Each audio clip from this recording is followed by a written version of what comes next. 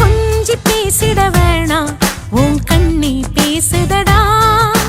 கொஞ்சமாக பார்த்தா மழை சாரல் வீசுதடா. நான்